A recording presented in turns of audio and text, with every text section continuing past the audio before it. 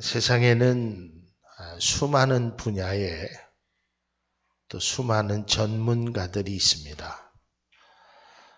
또 뿐만 아니라 아주 그 분야에 탁월한 능력을 가진 사람들도 존재합니다. 그러면서 내가 가진 기술, 내가 가진 지식, 내가 가진 경험, 이런 것을 함께 나누기도 하고 때로는 자랑하기도 하며 그 독보적인 위치에 있는 자기 자신을 스스로 아주 대견하게 생각하기도 합니다. 그러나 우리가 많은 독보적인 존재의 사람들을 만나기도 하고 그들을 경험하기도 하지만 과연 그 어떤 사람이 여러분 나를 본받으십시오. 나처럼 해보십시오. 외칠 수 있는 사람이 과연 얼마나 될까? 도덕적으로, 윤리적으로, 종교적으로 또 어떠한 사회성 속에서 여러분 나처럼 하면 이렇게 될 수 있습니다. 그러나 우리가 스킬적인 부분에 관해서는 그렇게 하면 됩니다. 운전도 나처럼 이렇게 하면 사고가 좀 잘 안 났습니다. 또 어떠한 요리를 할 때도 나처럼 이러한 레시피를 가지고 음식을 하면 맛있습니다. 뭐 이런 거는 이야기할 수 있습니다. 그러나 내가 삶을 살면서 여러분 나처럼 살으십시오. 그러니까 인문학적으로 나처럼 살아보십시오 라고 말할 수 있는 사람들이 과연 얼마나 될까? 특별히 한국 사람들은 이 겸손함에 굉장히 물들어 있는 사람입니다.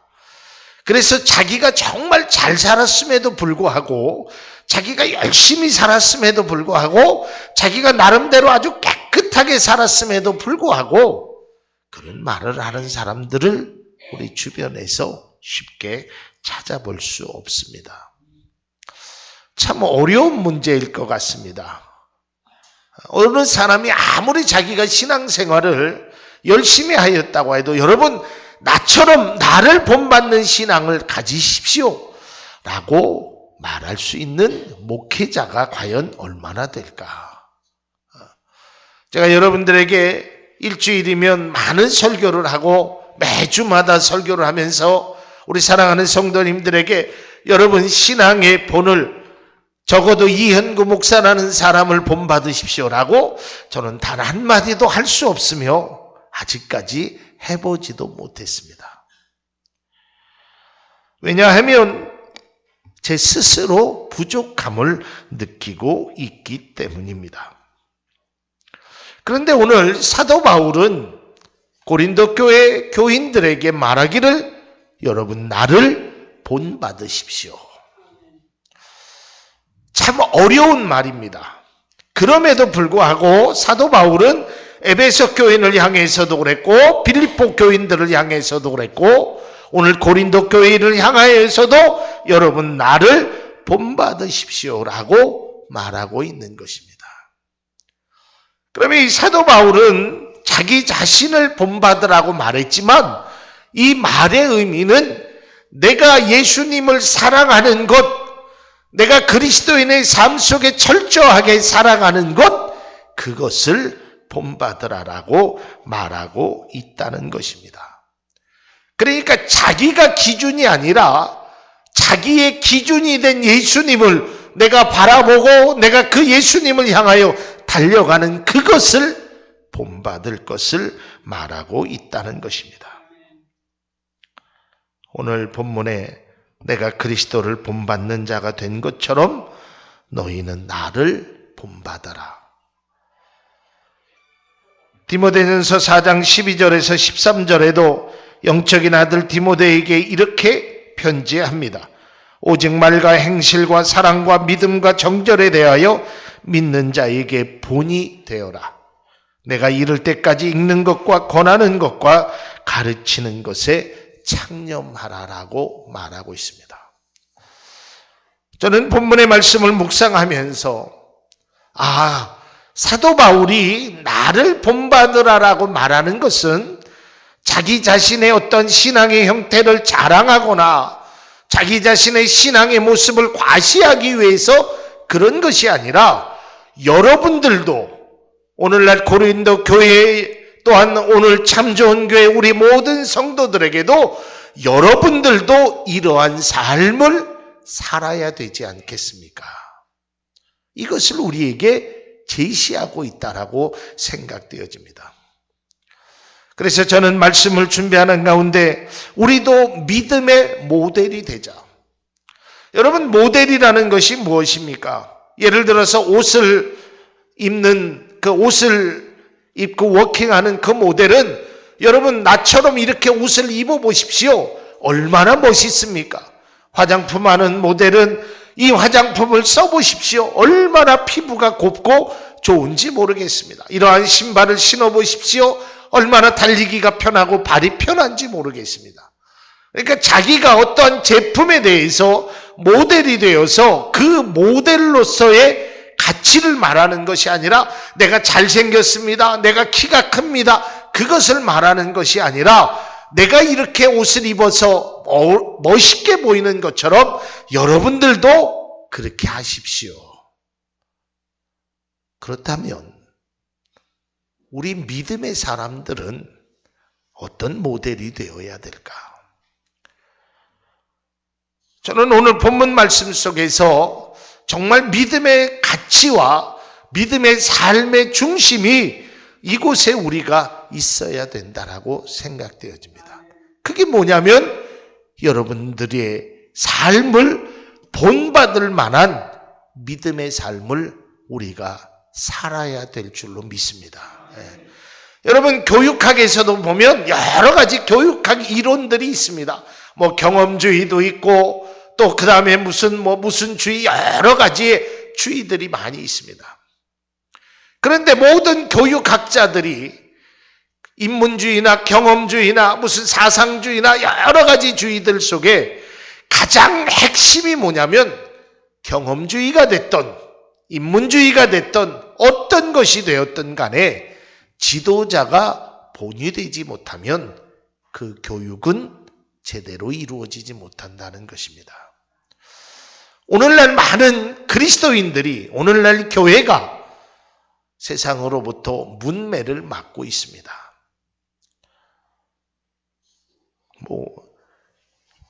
듣기조차 보기조차 어려운 글들이 하루에도 수없이 많이 인터넷상에, 때로는 페이스북에 여러 가지 글들을 보면 차마 눈뜨고 볼 수 없는 그러한 현상들의 글을 보게 됩니다. 무엇이 문제일까? 교회가 없어서일까? 하나님의 말씀이 식어져서일까? 저는 그렇지 않다라고 봅니다. 우리 믿음의 사람들이 믿음의 본을 보이지 못했기 때문에 세상으로부터 질타를 받아야 마땅한 위치에 기독교가 있다라는 것입니다. 주님과 바울처럼 말로써 가르치기 전에 먼저 본을 보이는 것이야말로 우리 믿음의 사람들이 가져야 될 가장 우선의 모습인 것입니다. 그러나 오늘날 교회들이 보면, 저도 어려서부터 신앙생활을 했는데 이런 것을 잘 가르치지 않았습니다. 기도해라, 전도해라, 봉사해라, 헌금해라, 이런 것들은 많이 가르쳐줬는데 여러분의 삶의 현장에서 여러분들의 믿음의 본을 보이라는 말들은 별로 그렇게 가르치지 않았단 말이에요. 제가 우리 성도님들한테 그런 말씀을 드렸습니다. 여러분 누구든 간에 그게 자녀가 됐던 아내가 됐던 가족이 됐던 친지가 됐던 친구가 됐던 이웃이 됐든지 간에 여러분의 모습을 보고 단 3 사람이 예수를 믿는다면 정말 믿음의 사람이다라고 말씀드렸습니다.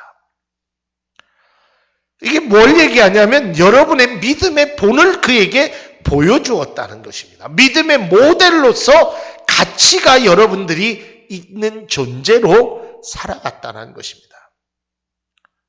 예수님은 인자가 이곳에 온 것은 섬김을 받으러 온 것이 아니라 섬기러 왔노라라고 말씀했습니다.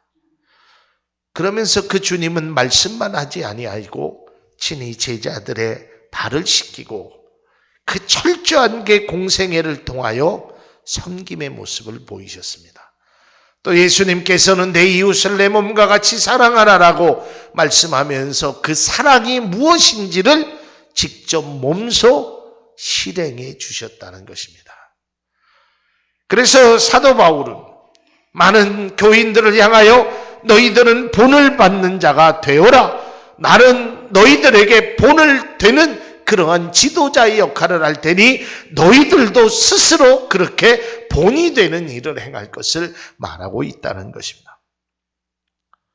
베드로전서 5장 3절을 보면 맡겨온 자들은 주장하는 자세를 하지 말고 오직 양무리의 본이 되라라고 말하고 있습니다.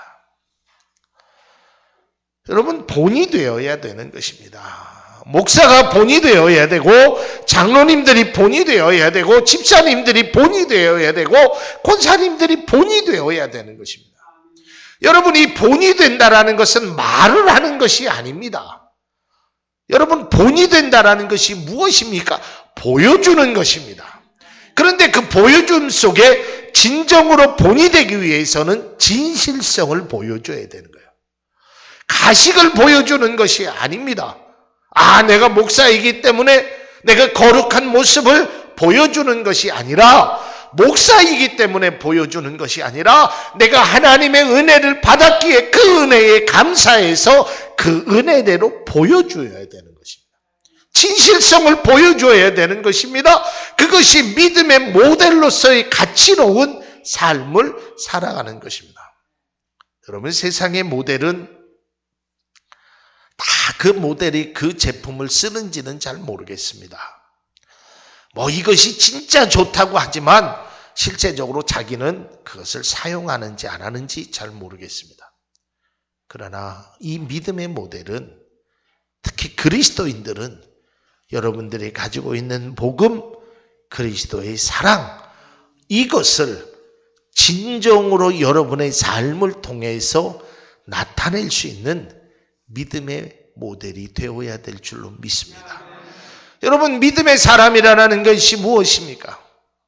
교회에다가, 집 앞에다가 교패를 붙이고 차에다가 93.3메가를 붙이고 거기에다가 하나님의 십자가를 걸어놓고 그게 믿음의 사람을 나타내는 것이라고 저는 생각하지 않습니다.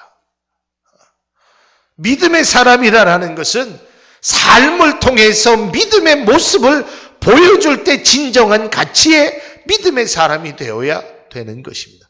그것이 바로 무엇입니까? 본을 보여야 되는 것입니다. 본을 보이지 못하면 우리가 행한 아무리 좋은 말을 해도, 아무리 귀한 말을 하여도 본이 되지 않는 사람들의 말은 위력이 없는 것입니다. 때로는 그것이 위선이 될 수 있습니다. 때로는 그것이 거짓이 될 수 있고, 그것이 사람들의 마음을 더욱더 아프게 한다는 것입니다. 사도 바울은 빌립보서 3장 17절에 형제들아 너희는 나를 본받으라 라고 말하고 있습니다. 여러분들은 자녀들에게, 친구들에게, 이웃들에게 무엇라고 말씀하시겠습니까? 내 신앙을 본받으십시오. 내 믿음을 본받으십시오. 그렇게 자신 있게 말할 수 있겠습니까? 여러분, 우리가 믿음의 모델이 되기 위해서 이 사도 바울처럼 이러한 자신 있게 자기를 본받으라고 말하기 위해서는 우리가 몇 가지 해야 할 일이 있다는 것입니다. 입으로 목이 터져라 진리를 외치는 그 사람이 있더라도 본이 되지 않는 사람에게는 아무것도 할 수 없다는 것입니다.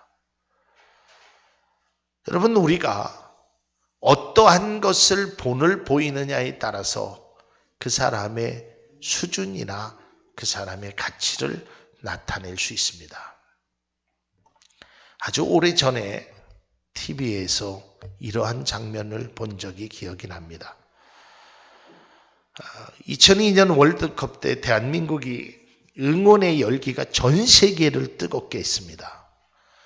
붉은 악마의 그 아주 정말 화려하고 뜨겁고 열정적인 그 응원을 세계의 각 나라에서 TV에서 보면서 참 대한민국 사람 열정적이다 그랬어요.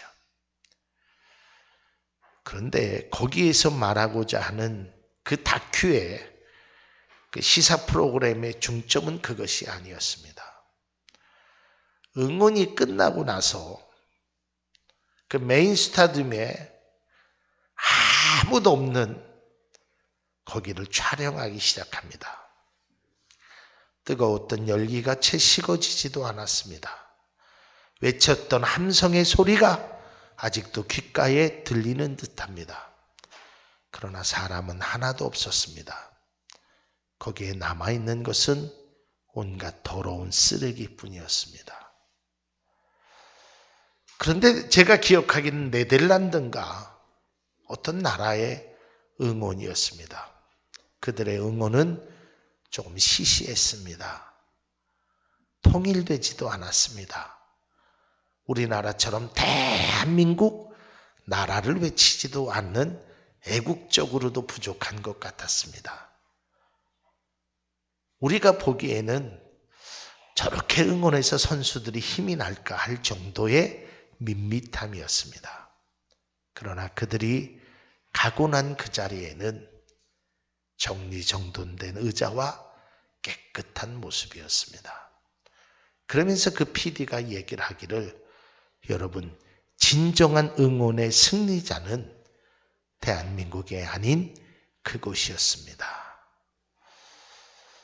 저는 그 프로그램을 보면서 우리의 모습은 좀 어떠할까?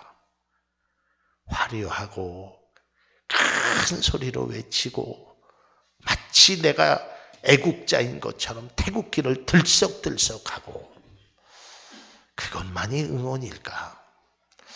정말 나라를 사랑한다면, 또 정말 축구를 그렇게 사랑한다면 다음 사람들을 위해서 내가 앉는 의자 그 주변이라도 깨끗하게 하는 그러한 삶의 태도가 응원에 있어서도 필요하듯이 믿음의 사람들에게도 마찬가지 아니겠는가?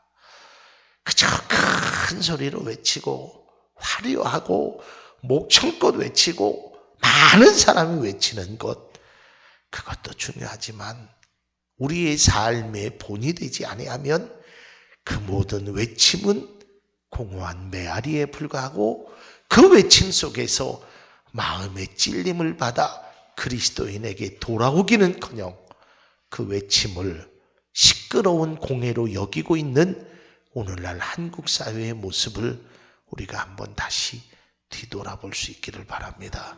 사랑하는 성도 여러분, 우리는 믿음의 가치를 아는 사람입니다.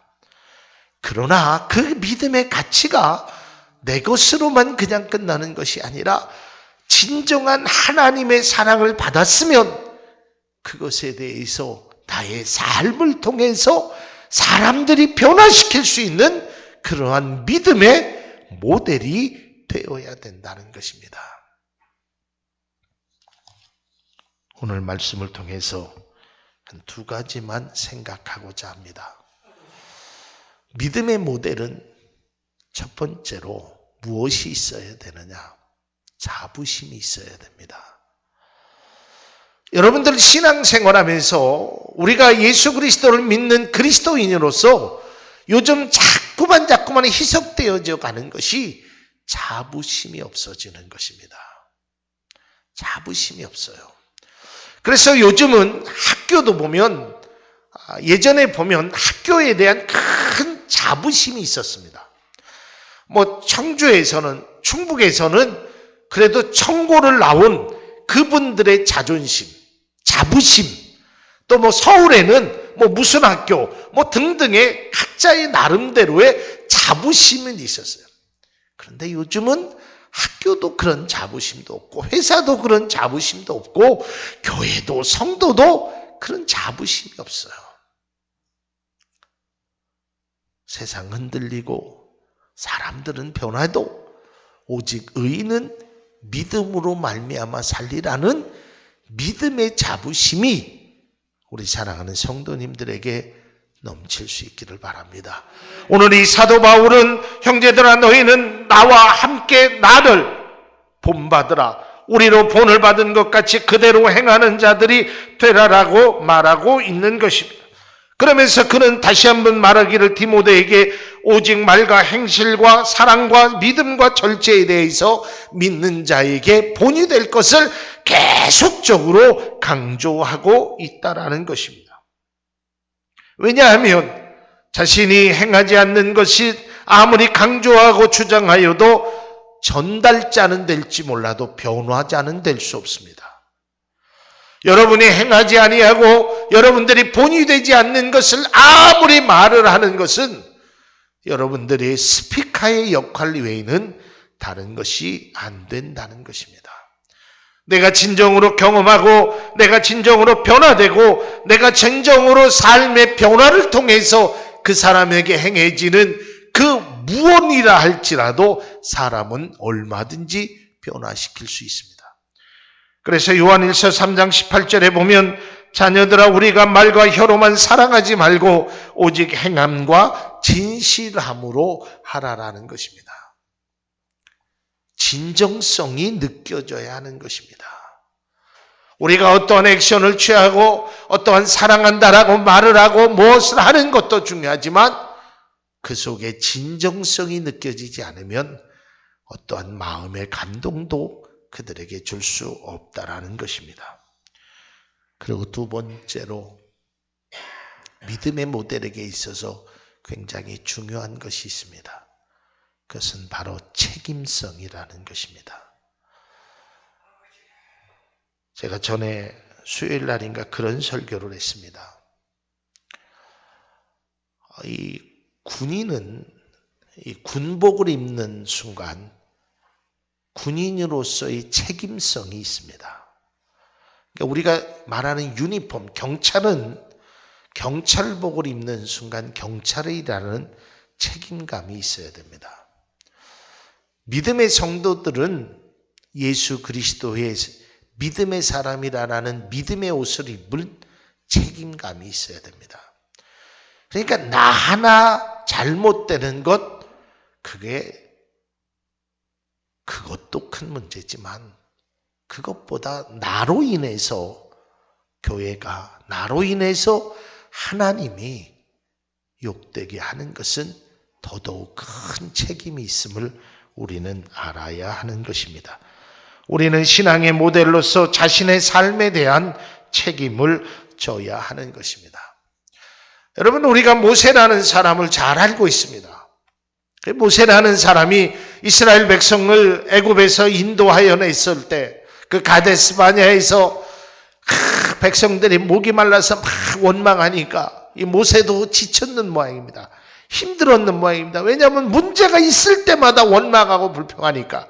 그래서 하나님 앞에 기도합니다. 그러니까 하나님께서 야, 저 반석에 명하여 물을 나라라고 하면 물이 나올 것이다 라고 모세에게 명령합니다. 이때 모세가 하나님의 말씀대로 하지 않고 자기가 갖고 있는 지팡이를 탁 쳐서 반석에 물을 내게 합니다.